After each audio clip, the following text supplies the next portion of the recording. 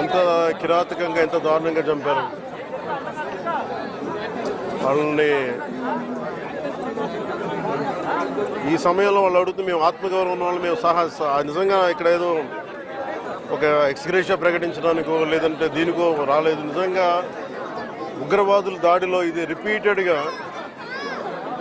ఎందుకంటే నేను 86 నుంచి 89 వరకు నేను కాశ్మీర్లో ప్రతి సమ్మర్లో అప్పుడున్న పరిస్థితుల్లో షూటింగ్ల వల్ల వెళ్ళేవాడిని, నేను పనిచేసేవాడిని. సో నాకు పరిస్థితులు తెలుసున్నాడు.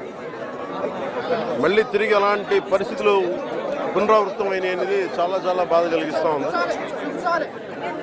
కొన్ని అంశాలు ప్రత్యేకంగా ఆవిడ తెలియజేశారు.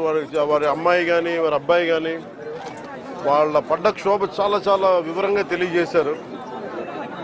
ఎంత సాడిస్టిక్గా, ఎంత మెథాడికల్గా, కోల్డ్ బ్లడెడ్గా చంపేశారు చెప్తుంటే అసలు కడుపులో బాధ ఉండలు చుట్టుకుపోతాం.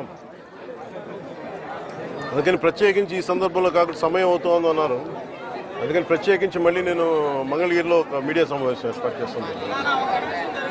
రేపు కూడా వైజాగ్ వెళ్తున్నాను.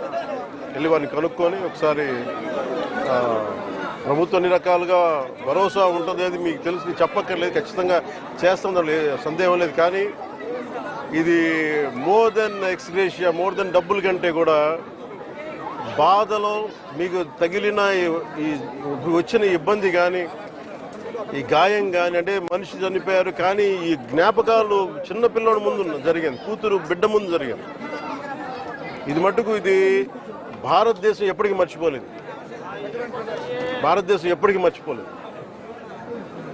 ఉగ్రవాదులు ఎక్కడున్నా సరే నిర్దాక్షిణ్యంగా ఏరియా. మన కనికరం ఎక్కువైపోయింది, మంచిదనం ఎక్కువైపోయింది. అంతే మనం నిర్దాక్షిణ్యంగా ఏరియాలే.